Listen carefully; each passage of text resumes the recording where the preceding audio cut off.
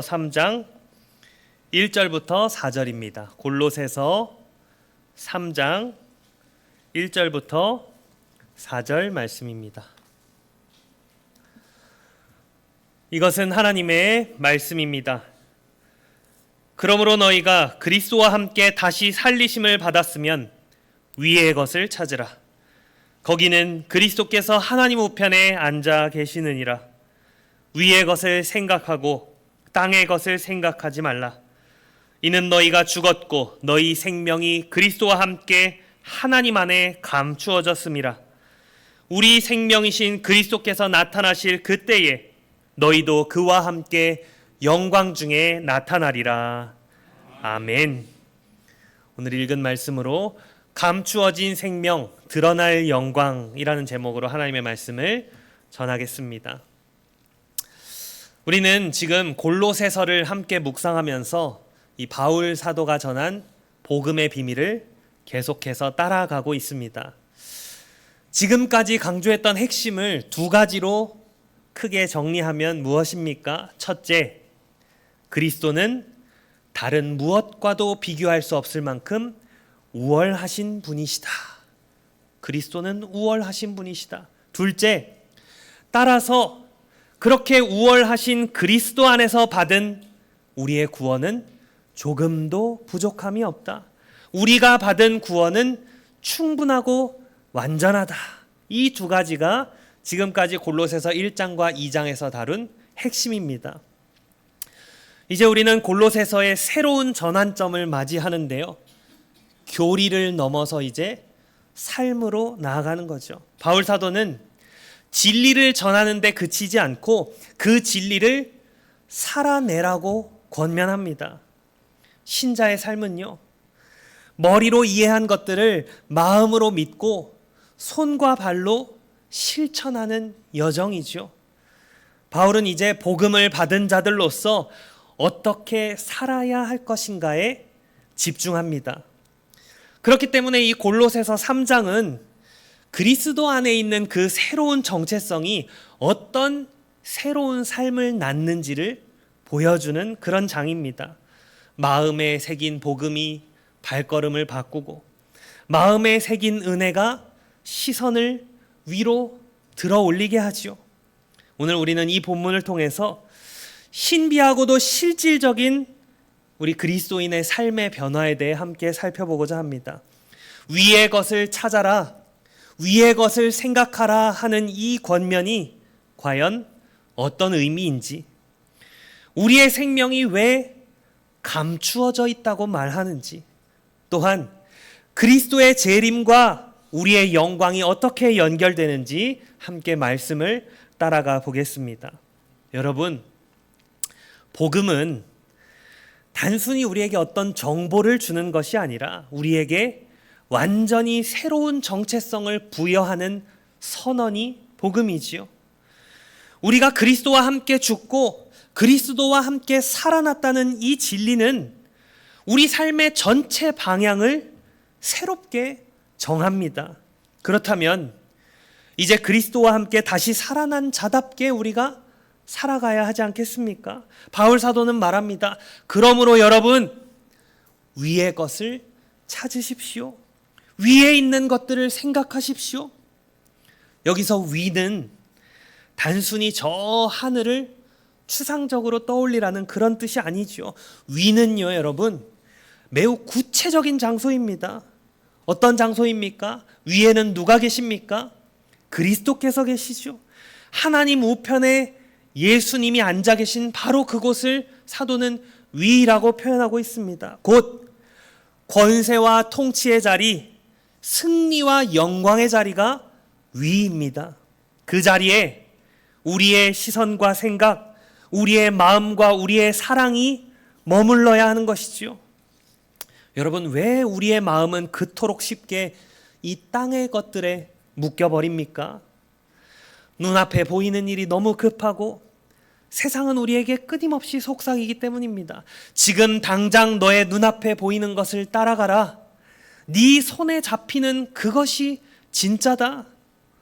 그래서 아침에 눈을 뜨자마자 우리는 무엇을 확인합니까? 카톡을 확인하고 문자를 확인하고 이메일을 확인합니다. 신문을 보고 뉴스를 듣고 유튜브를 시청합니다. 일정에 시달리고 사람들의 시선을 의식하면서 하루를 시작합니다. 그러나 여러분, 정작 마음을 가장 먼저 드려야 할 우리 주님, 하나님 우편에 앉아 계신 그리스도께는 얼마나 마음을 쏟고 계십니까? 바울 사도는 그런 우리에게 도전합니다. 그리스도와 함께 다시 살아났다면 이제는 마음의 중심을 그분께로 향하십시오. 이 말은요, 단지 종교적인 시간에만, 즉 이렇게 공예배 드릴 때에만 우리 주님을 떠올리라, 그런 말이 아닙니다. 예수 그리스도를 늘 우리 중심 가운데 둘 때에 우리의 모든 일상이 제대로 풀린다, 평안하다, 그런 뜻이죠. 남편으로, 아내로, 자식으로, 부모로, 사업가로, 직장인으로 살아가는 그 모든 삶의 현장에서 그리스도를 먼저 바라볼 때, 그분께 우리의 시선을 고정하고 우리의 마음을 둘 때 비로소 우리의 모든 관계가 제자리를 찾고 삶의 질서가 회복되기 때문입니다. 위의 것을 찾으라, 이 요청은요, 그저 단회적이고 단발적인 요청도 아닙니다. 헬라어 원문을 보면 이 동사는 지속적으로 생각하고 지속적으로 찾으라는 그런 말을 뜻합니다. 매일 아침, 매 순간 우리는 우리의 마음을 그리스도께 붙들어 매야 합니다. 주님의 통치를 의식하지 않으면 우리는 곧바로 세상의 논리에 휘둘리게 되어 있습니다. 여러분, 세상이 얼마나 끊임없이 만족을 약속합니까? 이것을 내가 사면, 이것을 내가 가지면 만족할 수 있을 것처럼 모든 광고가 그렇게 우리에게 속삭이지 않습니까? 그러나 그 약속은 언제나 비워진 그릇처럼 우리를 더욱 목마르게 만들 뿐입니다. 그리스도를 바라보십시오. 그분은 우리를 위하여 죽으시고 다시 살아나셔서 지금도 하나님 보좌 우편에서 우리를 위해 간구하고 계십니다. 여러분이 지금껏 살아오면서 다른 누가 여러분을 위해 그렇게까지 했습니까? 심지어 여러분의 부모라 할지라도 여러분을 대신해서 죽으신 분이 단 한 분이라도 계십니까? 그리스도의 이 사랑의 깊이를 안다면 어찌 우리의 마음을 그분께 드리지 않을 수 있을까요? 여러분의 마음은 지금 어디에 있습니까? 누구를 향해 있습니까? 삶의 시선이 늘 이 땅 위를 내려다보는 데에만 익숙해 계시진 않으십니까? 오늘 말씀은 우리를 일깨웁니다. 시선을 들어 위를 바라보라. 우리의 구주가 계신 그곳 하나님의 보좌 우편을 향해 너의 마음을 올려라. 우리의 진정한 시민권이 있는 그 하늘을 갈망하라. 여러분, 이 말이요, 하늘을 보고 거기에 계신 그리스도를 바라보고 살아가라는 말이 현실을 외면하고 이 세상과 단절한 채 도피해서 그렇게 살라는 게 아닙니다. 기독교는 그런 종교가 아니죠. 오히려 이 현실 가운데에서 우리 그리스도인은 고통과 갈등의 한복판에서 하늘을 보는 사람입니다. 그래서 이 현실을, 이 어렵고 참 낙심할 수밖에 없을 것 같은 현실을 정면으로 마주하면서도 절망하지 않고 두려움 없이 살아갈 수 있는 것이죠. 천상의 질서로 이 현실을 바라보는 사람만이 이 땅에서도 가장 실질적으로 살아갈 수 있는 사람입니다. 가장 진실되게 살아갈 수 있는 사람입니다. 역사를 보면 이렇게 하늘의 비전을 가진 사람들이야말로 이 땅에서 가장 단단하고 아름다운 삶을 살았습니다. 초대교회 성도들, 그 로마 제국의 핍박 속에서도 기쁨으로 찬양했죠. 종교개혁자들, 이 세상이 던지는 칼날 앞에서도 무릎 꿇지 않았습니다. 어떻게 그럴 수 있었을까요? 그들은 이미 그리스도와 함께 죽었고 이제 그리스도와 함께 다시 살아난 자로서 오직 하늘을 바라보며 살았기 때문입니다. 거기에 계신 예수 그리스도께 중심을 두고 살았기 때문입니다. 여러분, 기억하십시오. 여러분은 그리스도와 함께 다시 살아난 자입니다. 그러니 이제 거기에 걸맞게 살아가십시오. 눈을 들어 그리스도를 바라보십시오. 여러분의 생각을 들어 올려서 그리스도를 붙드십시오. 마음을 들어 그분께 날마다 올라가십시오. 그리고 오직 그분 안에서 오늘을, 내일을, 평생을 살아가시기 바랍니다. 여러분, 우리는 앞서서 위에 있는 것을 찾고 생각하라, 이 사도의 명령을 들었는데요. 이제 바울 사도는 그 명령의 이유를 더 깊은 차원에서 설명합니다. 이는 너희가 죽었고 너희 생명이 그리스도와 함께 하나님 안에 감추어졌음이라. 이 구절은 우리의 정체성과 우리 존재의 근거를 참 잘 드러내는 그런 말씀인데요. 여러분, 우리는 이미 죽었습니다. 이 세상에 대해서, 죄에 대해서, 자기 중심적인 삶에 대해서 우리는 이미 죽은 자들입니다. 그리고 동시에 우리는 새 생명을 얻었죠. 그런데 우리가 얻은 그 생명, 지금 어디에 있습니까? 바로 그리스도와 함께 하나님 안에 감추어져 있다고 사도는 말합니다. 여기서 이 감추어졌다라는 말이 너무도 중요한데요. 이것은 단지 우리 눈에 보이지 않는다, 그런 의미만이 아닙니다. 감추어졌다라는 것의 가장 중요한 의미는 우리의 생명이 하나님의 은밀한 보호 아래 있다는 뜻입니다. 마치 어린 자녀가 어머니의 품 안에 이렇게 안겨서 보호받듯이 우리의 생명은 그리스도의 품 안에, 곧 하나님 안에 안전하게 보존되어 있습니다. 어떤 악도, 어떤 죄도, 이 세상의 어떤 위협도 우리의 이 영원한 생명을 해할 수 없죠. 이것이 참으로 복된 소식입니다. 우리의 생명은 이 땅의 그 수만 가지 연약한 조건들 속에 방치되어 있는 것이 아니라 하나님의 보좌에, 그리스도 안에 굳게 간직되어 있습니다. 하지만요, 여러분, 그럼에도 불구하고 우리의 그 생명은 동시에 감추어진 생명이지요. 그렇기에 이 참된 생명을 우리가 이 땅에서 다 드러내며 살아가기는 어렵습니다. 세상 사람들은요, 우리가 그런 고귀한 생명을 가지고 있는 자라는 사실을 알지 못합니다. 그래서 그들은 무엇을 보고 우리를 판단합니까? 겉모습을 보고 판단하죠. 우리의 직업, 외모, 학벌, 사회적인 위치로 평가합니다. 그러나 여러분, 우리의 진짜 정체, 우리의 참된 생명은 보이지 않는 곳에 있습니다. 저 하늘에 있습니다. 하나님 안에 있습니다. 그리스도 안에 있습니다. 그러니 우리의 그 생명, 이 세상의 평가와 반응에 따라서 흔들릴 수 없죠. 그것은 하나님의 은혜로 주어진 생명입니다. 그리스도와의 연합 속에 굳게 보존되어 있는 생명입니다. 여러분, 우리의 생명 하나님이 지키십니다. 아무도 하나님의 손에서 그것을 빼앗을 수 없습니다. 죽음도, 죄도, 실패도, 절망도 그 생명 무너뜨릴 수 없습니다. 마지막으로 이 생명이 감추어져 있다라는 것의 또 하나의 의미는요, 지금은 완전히 드러나지 않았지만 장차 드러날 생명이라는 뜻이죠. 지금 우리는 이 땅에서 병들기도 합니다. 흔들리기도 하고, 때로는 실패하고 무너지는 자신을 마주하기도 하죠. 내가 정말 새 생명을 가진 사람이 맞는가? 이런 의심이 들 때도 있습니다. 그러나 사랑하는 성도 여러분, 우리의 생명은 감추어져 있는 생명입니다. 지금 이 순간에도 하나님께서는 그 생명을 키워가고 계십니다. 이 땅에서는 연약함, 부족함을 입고 우리가 살아가지만 우리 안에는 분명히 그리스도의 생명이 살아 숨쉬고 있습니다. 마치 그 긴 겨울을 견뎌내는 씨앗처럼 말이죠. 땅 속에 묻힌 그 씨앗, 아무도 보지 못합니다. 그러나 봄이 오면 반드시 싹을 틔우죠. 우리 안에 감추어진 이 생명, 언젠가 반드시 드러날 날이 올 것입니다.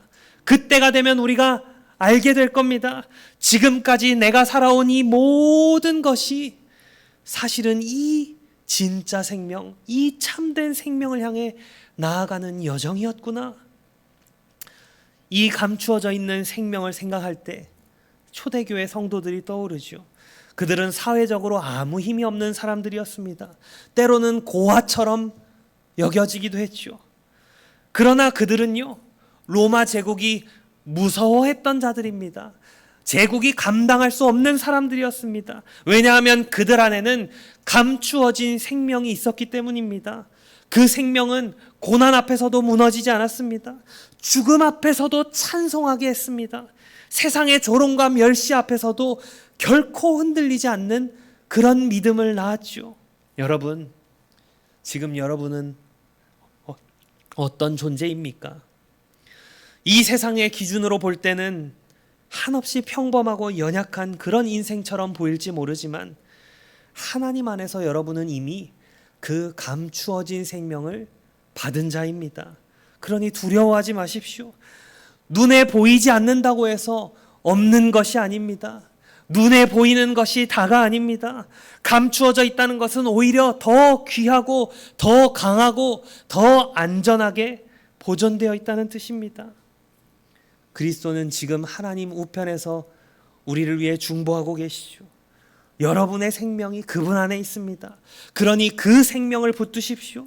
그리고 기억하십시오. 우리의 생명은 우리의 행위에 달려있지 않습니다. 우리의 감정에도 달려있지 않습니다. 우리가 처한 상황에도 달려있지 않습니다. 오직 예수 그리스도께서 행하신 일, 거기에 우리의 생명이 달려있습니다. 여러분, 이제 우리는 그 생명을 따라 살아가야 합니다. 그리스도 안에서 주어진 이 생명은 단지 우리가 미래에만 누릴 그 구원의 보증이 아니라 지금 여기서 우리의 삶을 이끄는 중심이 되어야 합니다.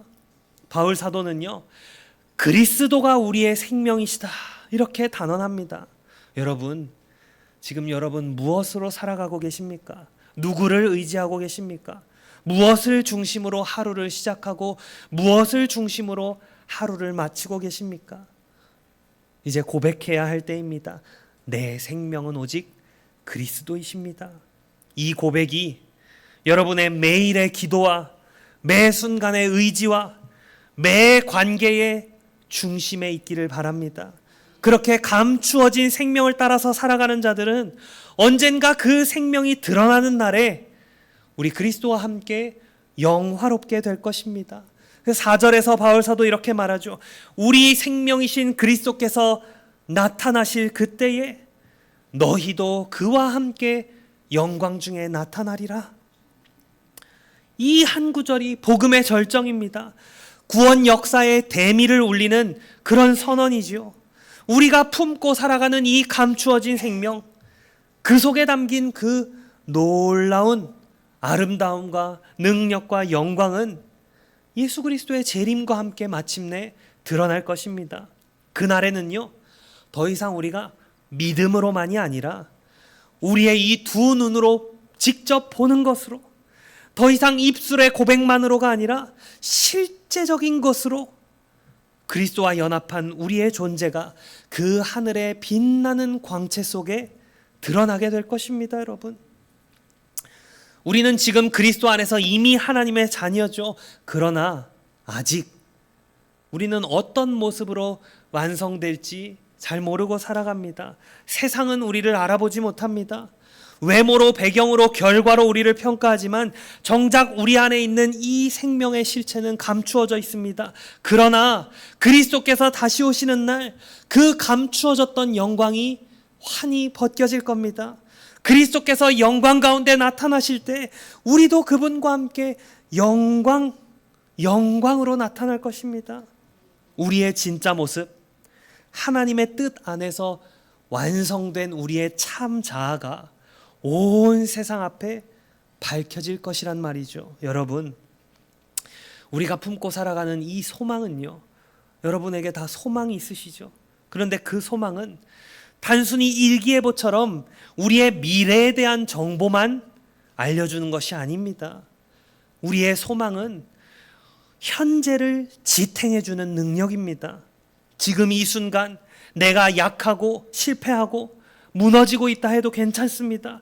왜냐하면 그리스도께서 다시 오실 때 그와 함께 우리도 해처럼 빛날 것이기 때문이죠. 예수님도 말씀하셨습니다. 그때의 의인들은 아버지 나라에서 해와 같이 빛나리라. 그날 반드시 옵니다. 그날은 온 우주가 고개를 들고 모든 민족이 우리 주님의 나타나심 앞에 무릎을 꿇게 될 영광의 날입니다. 그리스도의 재림의 날은 이 세상의 마지막 날이자 또한 완성된 교회의 첫날이기도 하죠. 여러분, 우리가 가지고 있는 이 신앙, 결국엔 그 날을 바라보는 신앙입니다. 그리스도께서 오실 그날, 그분은 더 이상 말구유의 아기가 아닙니다. 더 이상 조롱받고 채찍에 맞으시는 분이 아닙니다. 모든 무릎이 꿇고 모든 입이 시인하게 될 만왕의 왕, 만주의 주로 오십니다. 우리 신자들만이 아니라 그날에는 이 땅에 존재하는 모든 사람들, 과거에 죽었던 자들까지도 다 예수 그리스도를 만왕의 왕, 만주의 주로 시인하게 될 것입니다. 그러면서 그 심판에 따라 믿고 회개한 자들은 영생으로, 믿지 않고 끝까지 거부한 자들은 영원한 지옥의 형벌로 나누어지겠죠. 그리고 그 예수 그리스도와 함께 그분의 신부된 교회, 곧 이 자리에 있는 여러분과 제가 이 세상 앞에 함께 영광스럽게 나타날 것입니다. 지금 여기에서는 세상 사람들, 부유하고 높고 그런 사람들에게 우리가 눌리고 그렇게 살아갈지 모르지만 그날에는 그런 것 하나도 소용없습니다. 오직 예수 그리스도, 하늘에 계신 그분에게 마음의 중심을 두고 살아간 자들, 그 자들을 세상 사람들이 부러워하게 될 그날이 다가오고 있습니다. 사랑하는 여러분, 이 진리는 그럼에도 우리를 결코 자랑하게 하지 않습니다. 오히려 고개 숙이게 하죠. 왜냐하면 그 영광된 자리에 우리를 세우시겠다는 이 말씀이 어떻게 가능하기 때문입니까? 우리가 잘나서가 아니라 그리스도께서 우리의 생명이시기 때문입니다. 그리스도 안에 숨겨졌던 우리의 생명, 그리스도가 오실 때 함께 드러날 뿐이죠. 우리는 그리스도의 지체요 그분의 몸이라서 함께 영광을 누리는 것뿐입니다. 주님의 영광이 곧 우리의 영광입니다. 주님의 승리가 곧 우리의 승리입니다. 이것이 신자의 정체성입니다. 우리는 지금 여기에서 어떤 존재로 살아갑니까? 장차 영광 중에 나타날 존재로 살아갑니다. 우리가 누구인가는요, 지금 우리가 얼마나 완벽하게 살아가고 있는가로 정해지지 않습니다. 우리가 누구인가는 장차 나타나실 그리스도 안에서 밝혀집니다. 지금은 감추어져 있지만 장차 나타나실 그때 우리도 그분과 함께 나타날 것이기 때문이죠. 이 말씀이 우리에게 참으로 큰 위로입니다. 왜냐하면 우리는 지금 큰 혼돈 속에 살아가기 때문이죠. 연약하고 실수하고 넘어지며 살아갑니다. 세상은 무시하고 우리의 믿음을 조롱하고 때론 우리 자신도 자기 자신을 낙심 가운데 바라봅니다. 하지만 여러분 기억하십시오. 지금의 나는, 지금의 여러분은 나의 최종 모습이 아닙니다. 지금은 숨겨져 있지만 그날에 우리는 빛처럼 드러날 것입니다. 바울 사도는 이렇게 말하죠. 현재의 고난은 장차 우리에게 나타날 영광과 비교도 할 수 없도다. 그러니 낙심하지 마십시오. 여러분은 지금 어둠 속에서 헤매고 있는 사람이 아니라 영광을 품은 채 그 어둠을 헤치며 뚜벅뚜벅 걸어가는 사람입니다. 우리는 그래서 지금 드러난 나로 살지 않습니다. 우리는 장차 드러날 나를 바라보며 살아갑니다. 그렇기 때문에 우리는 지금도 하늘을 생각하며 살아가죠. 그 날을 향해, 그 영광을 향해. 그래서 오늘도 우리는 말할 수 있습니다. 주 예수여 어서 오시옵소서. 이 땅이 아무리 어두워도, 내 마음이 아무리 무너져도 주께서 다시 오실 그날이 가까워오고 있음을 알기에 우리는 두려워하지 않을 수 있습니다. 소망 안에 살 수 있습니다. 여러분, 그리스도께서 다시 오십니다. 그리고 그분과 함께 여러분도 저도 영광 가운데 드러날 것입니다. 그러니 오늘도 그 약속을 마음에 새기고 눈에 보이지 않는 것을 위해서 보이는 것을 인내하고 절제하며 그 영광의 날을 바라보며 이 땅을 살아가기 원합니다. 우리의 생명이신 그리스도께서 나타나실 그때에 여러분도 그분과 함께 나타날 것입니다. 빛나는 별처럼 영광스럽게 말이죠. 말씀을 맺겠습니다. 사랑하는 성도 여러분, 그리스도 안에서 내가 누구인지 아는 것, 그것이 진짜 변화의 출발입니다.